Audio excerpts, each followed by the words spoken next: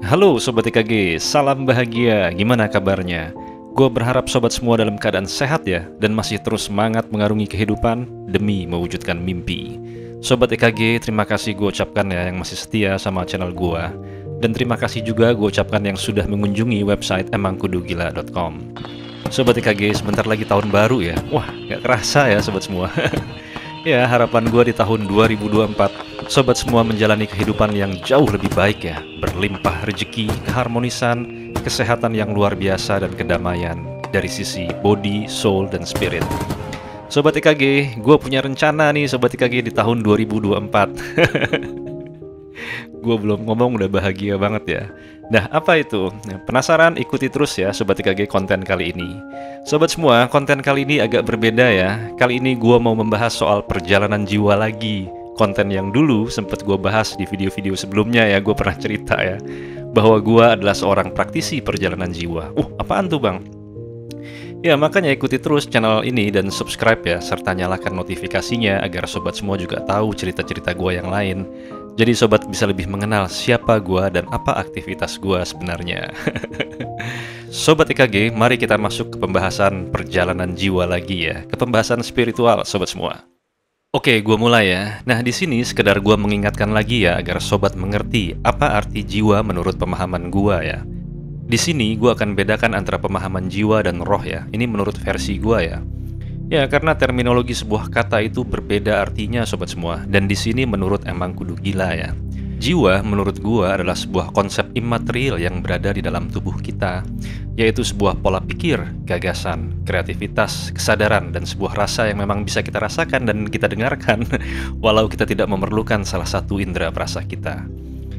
Di beberapa konsep perjalanan di luar tubuh manusia, banyak sekali pendapat praktisi atau orang yang sekedar tahu saja ya berpendapat seperti ini Sobat EKG, bahwa nyawa atau roh itu keluar saat lu melakukan perjalanan spiritual, seperti terminologinya astral projection, meraga sukma, mati suri, out of body travel, lucid dream, out of body experience, ada lagi yang namanya NDE ya, NDE ya, near death experience, dan lain-lain temannya itu. Nah, dalam hal ini terjadilah dua pertanyaan. Pertanyaan satu yang biasa ditanyakan adalah, satu, apakah istilah yang tadi disebutkan itu sama? Pertanyaan dua adalah, apakah benar-benar roh yang terlepas dari tubuh kita? Nah, berikut ini adalah jawaban gua ya. Nomor satu Sobat EKG, gua akan tegaskan ya, semua yang tadi disebutkan itu adalah fenomena perjalanan jiwa. Dan jiwa tadi sudah gua breakdown ya. Memang di beberapa teori esoterik ya, bahwa astral projection adalah sebuah aktivitas tubuh halus atau subtle body ya. Itu terpisah dengan tubuh kasar melalui pergeseran kesadaran. Ya, simptomnya seperti out of body experience ya.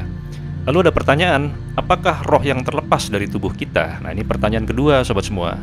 Sobat EKG ketahuilah ya, ketika kita mengalami fenomena perjalanan jiwa, ada yang sangat khas yang terjadi pada tubuh kasar kita ya, yaitu kita masih bernafas Sobat semua. Nadi masih berdetak. Artinya tubuh kasar kita masih berfungsi ya, jadi kita masih hidup Sobat semua.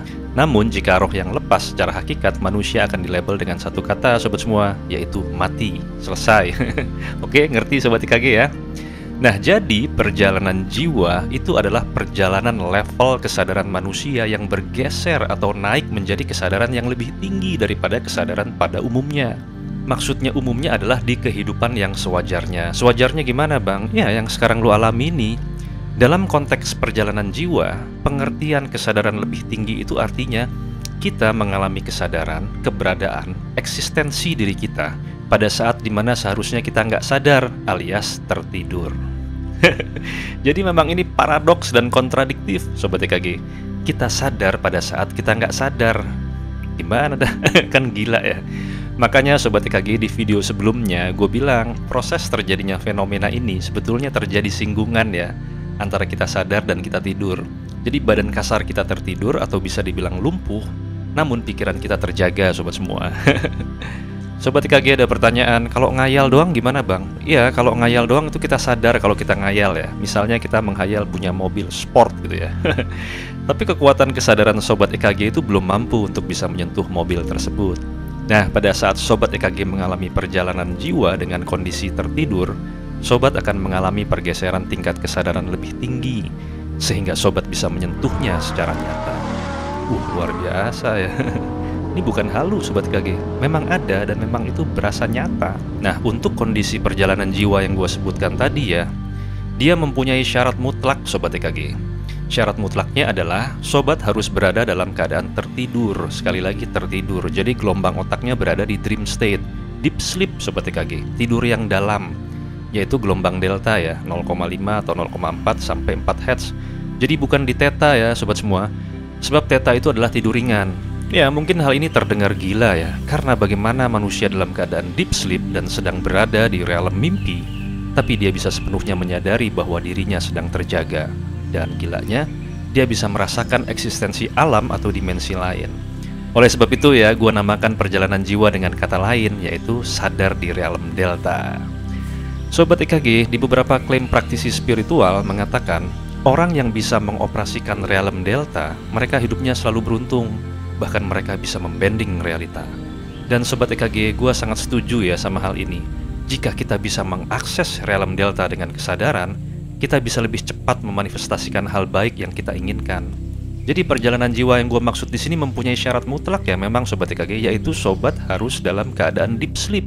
Sobat EKG, kita mundur lagi ya ke level sebelum delta. Nah, tadi kan ada yang namanya theta state ya.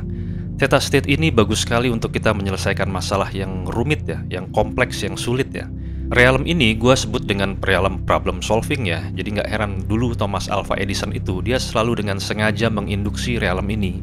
Dia selalu menggenggam koin atau bola metal ketika dia tidur, lalu di bawahnya taruh piring Sobat EKG. Jadi ketika dia mau tidur, bolanya jatuh ke piring dan dia terjaga, sehingga dia dapat menemukan kunci permasalahan yang belum terselesaikan, yaitu sebuah penemuannya. Nah, Sobat EKG, sebelum theta itu ada alpha ya. Nah, kalau yang ini adalah tempat kreativitas berada, jadi kita senang dan bahagia. Olahraga termasuk alpha Sobat EKG. Lalu bagaimana agar kita bisa melakukan perjalanan jiwa dan mencapai realm delta? Ya, banyak Sobat EKG metodenya. Ada yang menggunakan meditasi ya. Nah, posisi meditasi ini memang cari yang paling enak. Ada yang bersila, ada yang berbaring, dan lain-lain. Ada juga yang menggunakan banyak metode seperti menulis jurnal mimpi. Ada yang menggunakan teknik-teknik beragam seperti tidur 4 jam lalu bangun lagi dan tidur lagi. Sebenarnya Sobat semua, tujuan dari perjalanan jiwa ini tidak lain adalah agar Sobat EKG bisa calm, relax, positif, tenang, dan damai. Jadi bukan buat setan-setanan ya. Ya, dalam hidup gue kalau tujuan atau goalnya jelek-jelek langsung gue tinggalin aja Sobat EKG ngapain. Nah, Sobat EKG ada pertanyaan, mendaratnya di mana sih Bang sebetulnya ketika kita berada di sana? Ya, gue menyebutnya dengan istilah gue ya, namanya bliss realm atau realm kebahagiaan, keindahan, ketenangan, dan kedamaian. Ya, memang Sobat EKG beberapa orang akan merasa seperti sensasi pesawat terbang mau take off ya ketika mereka mengalami perjalanan jiwa. Bahkan ada yang mendengar suara buzzing ya, seperti lebah yang ribuan dan jutaan gitu. Ini pernah gue jelaskan ya Sobat EKG di video-video sebelumnya. Sobat EKG, perjalanan jiwa yang gue maksud kali ini adalah berbeda ya dengan meditasi pada saat Sobat dalam kondisi theta state ya. Yaitu Sobat memang relax, tapi somehow Sobat masih sadar kalau Sobat masih di sini. Nah, karena theta state itu memang deep meditation ya, daydreaming, relaxation. Ya, kayak lu lagi dipijat gitu ya, terus mau masuk ke tidur. Asik kan itu ya. So, bagaimana Bang agar kita bisa mencapainya? Nah, buat Sobat EKG yang suka hal-hal spiritual ya, gue akan berikan landasan ilmunya. Sobat EKG harus menyadari bahwa realita kita ini sebenarnya terbagi dua ya, yaitu yang nggak kelihatan dan yang kelihatan. Oke? Nah, ketika kita mau tidur, Sobat bisa mengatakan dalam hati, badan saya tidur, pikiran saya terjaga. Atau boleh bilang, badan saya tidur, pikiran saya sadar. Ini hampir sama ya seperti meditasi transendental ya. Jadi ada mantra yang diucap dalam hati berulang-ulang sampai Sobat mengantuk dan memasuki realm perjalanan jiwa. Sobat EKG, nah untuk membahas perjalanan jiwa ini lebih detail dengan niat baik demi wujud yang baik. Rencana Sobat EKG, gue mau bikin pertemuan ya, kayak workshop gitulah. Jadi di dalam pertemuan itu Sobat bisa tanya-tanya dan gue akan berikan teknik-tekniknya ya. Ya, sampai hari ini pun di luar dari subscriber EKG ya, itu gue masih suka kumpul ya sama apprentice gue di villa. Kita nginep sehari, jadi malamnya dicoba-coba di kamar masing-masing. Nah, namun kali ini untuk perkenalan pertama kali gue buka khusus untuk subscriber EKG. Sobat-sobat emang kudu gila. Jadi yang sampai hari ini penasaran sama gua, silahkan daftar ya. Terus terang Sobat TKG, gue belum tahu ya seberapa kenceng sih minat sobat semua sama pertemuan offline atau workshop dan lain-lain gitu ya. Jadi gue mau test the water dulu ya. Gue start di batch pertama ini ya. Ya mungkin bisa 15-20 orang ya atau lebih ya. Jika peminatnya lebih dari itu, gue akan kembangkan lagi. Nah sebenarnya di workshop kali ini yang akan gue bahas adalah korelasi ya. Korelasi manifestasi sobat semua dengan perjalanan jiwa. Jadi agak beda ya, bukan hanya membahas hukum the law of attraction, tapi manifestasi yang meliputi aspek material, mental, dan spiritual. Artinya, perjalanan jiwa sebenarnya hubungannya sangat erat dengan manifestasi kebahagiaan sobat semua. Bahagia itu yang selaras dengan energi Tuhan dan semestanya. Jadi masih ada ya sangkut pautnya dengan beberapa hukum manifestasi seperti hukum tarik-menarik, asumsi, resonansi, polaritas, dan lain-lain. Nggak hanya sampai di situ sobat semua. Sobat akan mendapatkan tips dan trik agar sobat semua dapat menemukan potensi diri, membangun kekuatan jiwa, memecahkan masalah, dan lebih damai ya. Jadi nggak cemas-cemas gitu. So, tempat yang gue pilih Sobat TKG untuk acara ini adalah di Tangerang Selatan, tepatnya di daerah Gading Serpong dan BSD. Ya, sekitar itulah. Gue mau bikin catatan dulu ya Sobat semua. Ini bukan kelas pengobatan dan meditasi ya yang sampai nangis-nangis gitu Sobat TKG. Sekali lagi, pertemuan ini ditujukan bagi yang berminat dan pengen tahu lebih lanjut akan perjalanan dimensi lain yang sebenarnya bisa kita manfaatkan untuk kehidupan kita yang lebih baik di dunia ini. Untuk waktunya yaitu tanggal 14 Januari hari Minggu 2024. Untuk tempatnya ya, venue-nya ya atau function room-nya gue masih diskusi ya sama tim di sini. Gue akan segera update semua informasinya melalui emangkudugila.com dan YouTube. Ya, jadi kayak half day meeting Sobat TKG di ruangan private dengan durasi 4-5 jam ya. Fasilitasnya ya kayak makan satu kali, terus minum ya Sobat TKG, ya gitulah. Semoga apa yang gue bikin ini bisa menjadi permulaan yang baik buat kita semua Sobat TKG, dengan niat baik demi wujud yang baik.